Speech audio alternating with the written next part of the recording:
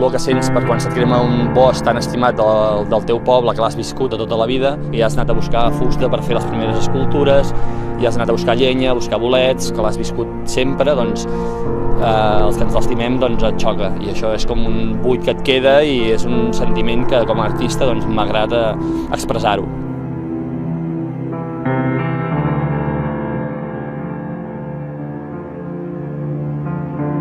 Conscienciar de la destrucció dels boscos i les selves que estan cremant-les ara mateix a Sud-amèrica per treure la fusta ràpidament. Llavors el potencial estètic que té el projecte doncs pensem que pot ser un element de conscienciació bastant important.